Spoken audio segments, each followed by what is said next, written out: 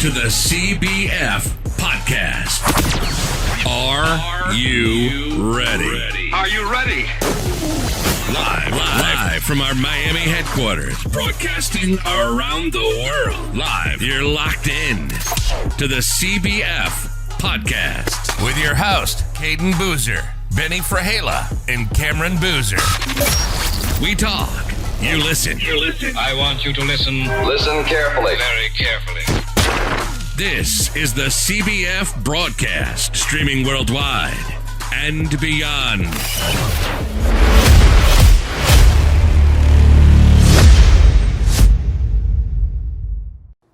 Hello and welcome to the CBF Podcast. I'm Benny Fragela. To my left is Cayden Boozer. and to my right, Cameron Boozer. let's get started. So, as many people know, number one ranked Montvert lost to Sunrise Christian, and that last shot by Kennedy Chandler was so clutch. So Cayden, what was Sunrise doing so right? Sunrise was playing with a lot of energy, and they were boxing out the defenders, unlike Montvert. And Cameron, what was Montvert doing so wrong? I mean, Montvert didn't score until the last minute of overtime. They needed to get their offense. It was off par this game. Yeah, especially in overtime. I saw Montvert not playing defense at all in the overtime and in the fourth quarter too. So that's probably why at the end of the game they tied up for overtime. I didn't expect Montvert to lose. It was a poorly executed game, and they're a high school super team though. So how do you feel about high school super teams?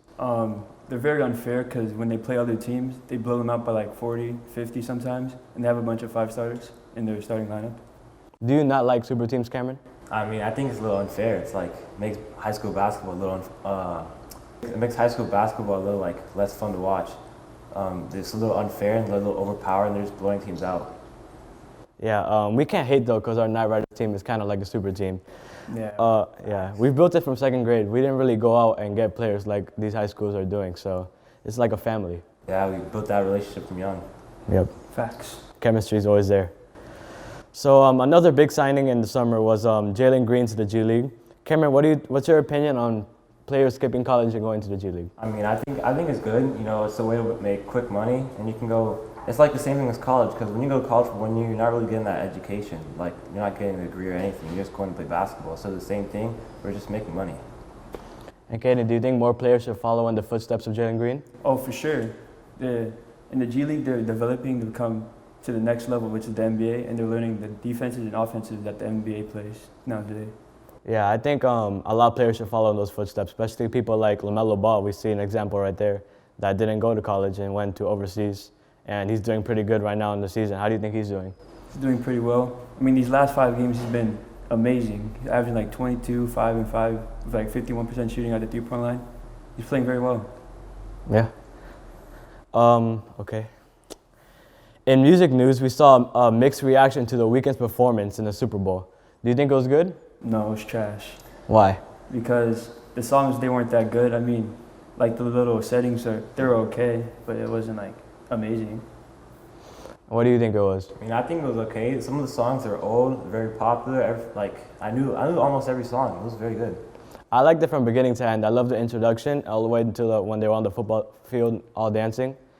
My favorite part was when he sang Starboy. That was my favorite part. But I feel like he could have sung more popular songs than, he sung some songs from the album that I didn't know. And he should have sung songs like the songs that he's featured on with Travis Scott and Kendrick Lamar. Those are really good songs that he didn't perform. It was trash. Speaking of music, what type of music are you listening to right now? Me? I like listening to rap music. Gets me my flow, gets me hyped up for the games. And on your playlist, what's probably number one? Big Gangsta. What about you, kid? Yeah, I would say the same. I listen to a lot of rap music, but Big Gangsta is definitely not number one on my playlist. You're just a hater. That's debatable. What I'm listening to right now is Still Trapping by King Von and Lil Durk. The song's fire. Which is both of your highlight reel songs, right? Yes, sir. Gets me hyped. Yeah. I'm always listening to different songs. I can never pick a number one song. I picked Bad Boy for my highlight reel because it had just came out and it was kind of upbeat. I liked it. But probably number one is always like some Kanye song or Travis Scott. Always switching it up. Probably the biggest news to happen in the NBA this year was the Brooklyn Nets trading for James Harden. Now, we all know that KD and Kyrie are very, very, very good scorers. And who takes the last shot in the game? Cayden? But it depends who's hot in the game.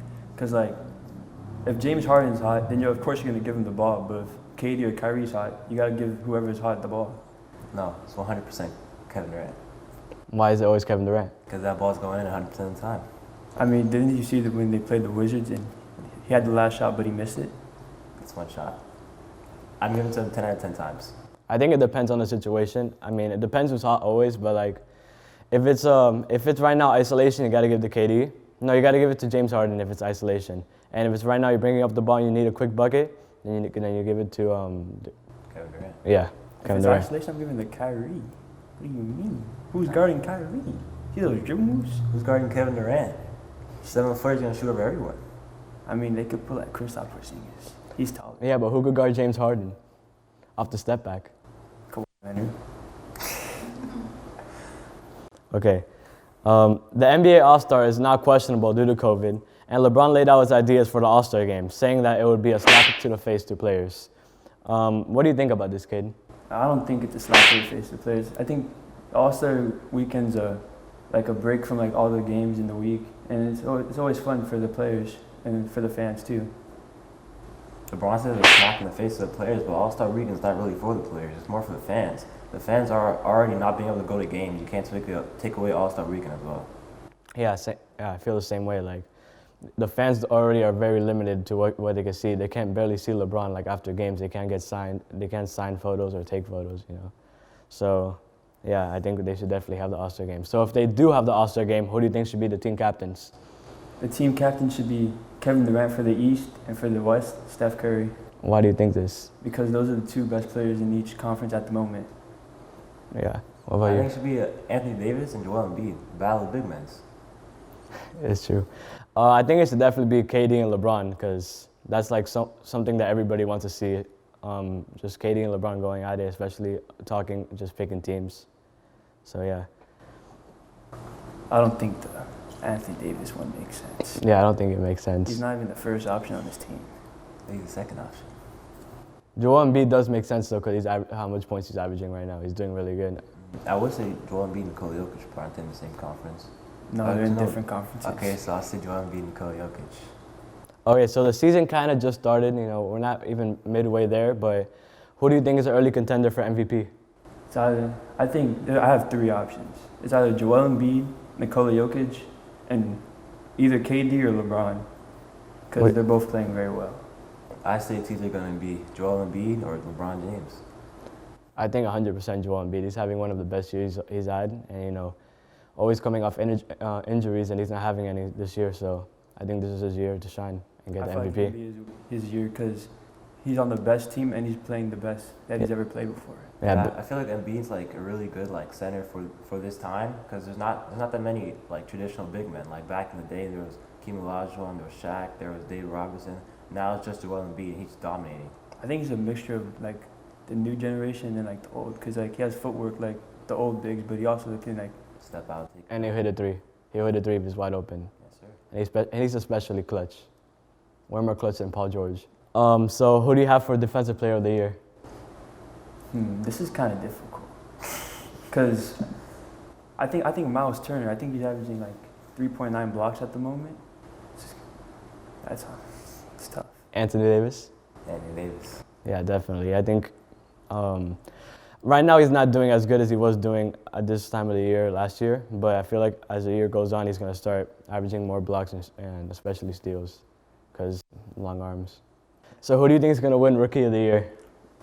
That most likely LaMelo Ball, because of he's averaged. I think he has the most of any stat of any like rookie at the moment. But I think a close second is probably James Wiseman from the Golden State Warriors. You know, I really want LaMelo Ball to win because the hype and everything. I just think it would be super cool for him to win. But James Wiseman is doing a lot for the Warriors right now, and I think he's going to be a big part. So I think he should win Rookie of the Year. He's definitely going to be LaMelo Ball. He's definitely playing the best out of all the rookies right now. He's dropping dimes, hitting shots. If he keeps playing the way he's playing right now, he's going to be a very good player for the future. And he's having fun out there. It's like watching like a young Curry. He's just having a bunch of fun. Like, did you see that last play in the end when he just gave the ball to someone else to get the turnover? That was crazy. Okay. Coach of the Year. Who do you think is going to be Coach of the Year? Probably Doc Rivers from the Philadelphia 76ers. He has the best record in the East, and they're playing very well right now. What do you think, Cameron? Doc Rivers. Doc Rivers, me too. Because came from getting fired to having number one record in the NBA right now. So it's pretty cool. So one thing that's affected the year is definitely COVID, and a lot of fans can't be in the arenas. So do you think fans not being in the arenas affects the players? It definitely affects the players because then they can't go off the crowd for like energy. Because you know how the crowd brings energy, and the teams probably get like hyped up. And they keep going on a run. And that's it. Yeah, I think the crowd really does influence the players a lot. In a home game, they hit a shot, they go crazy, gives you that energy, gives you that boost. And in an away game, they're like saying boo, boo, whatever, and it just makes you like want to shut them up. So I think like fans, it really does like influence how the game's played. It's like a whole different experience. It's like just playing a bunch of open gyms. So sometimes playing open gyms, you just gotta get hyped by yourself. So I think it could be good for some players that like to be by themselves, like Kawhi Leonard maybe, but like bad for some players like Westbrook that just loves the energy.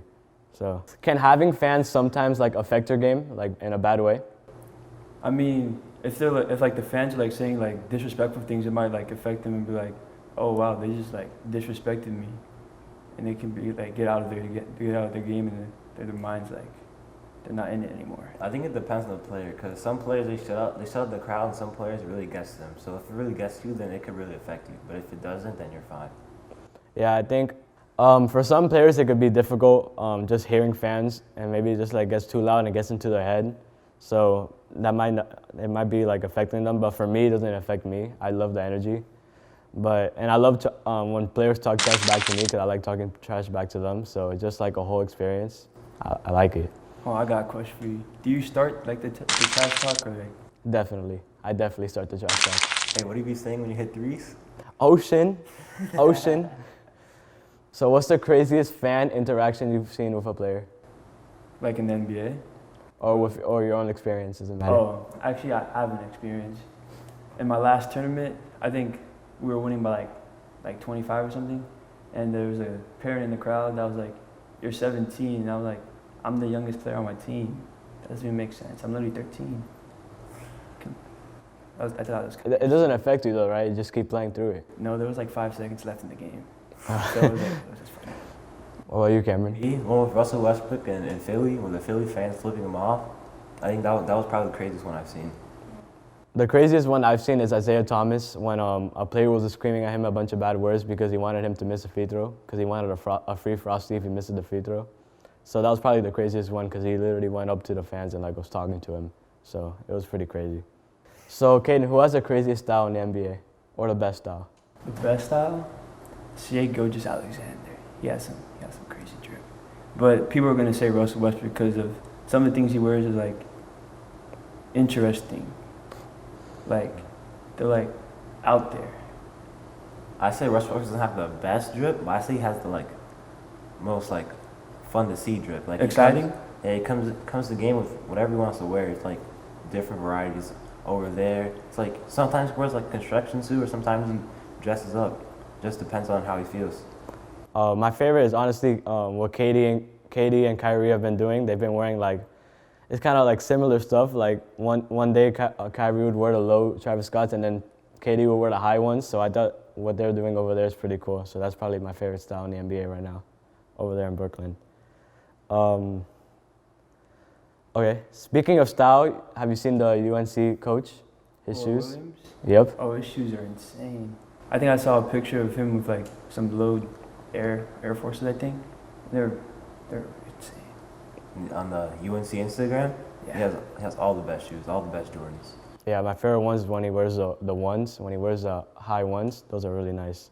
It's like fun seeing a coach just wearing nice shoes. Usually they're only wearing dress shoes, and it's just seeing him wearing like standout shoes is pretty fun to see. Okay, but who got the best shoes on right now though? Probably. Definitely Cayden. Definitely.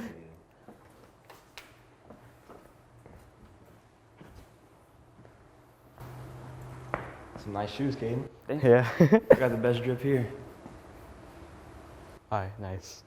Okay, so we see people like Zion Williamson signing with Jordan sneaker deal. and we see people like Giannis signing with Nike. And I think that's better for players to sign with Nike, but what do you guys think? Are you guys Team Jordan or Team Nike? I'm Team Nike, because they have better like basketball shoes. Like Jordan's more like wearing out when you're going out with your friends and like having a party or something. But like Nike, I feel like they have the better like basketball shoes. Yeah, I say I'm Team Nike because Nike, the shoes, they're basketball shoes. Like you wear them, play basketball. They have running shoes.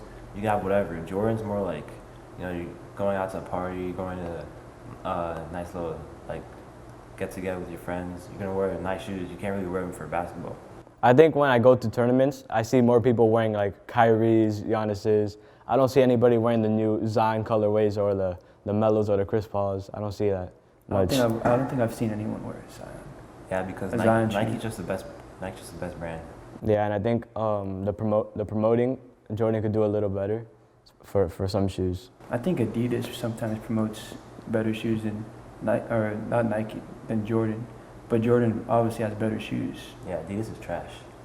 Yeah, Checks thanks. over stripes. Checks over stripes. I feel like that Jordan has a lot of nice shoes and a lot of like comfortable shoes because I have a pair of Melos that I wear and they're actually like, no, not Melos, Westbrooks that are like really comfortable to wear and I like playing with them.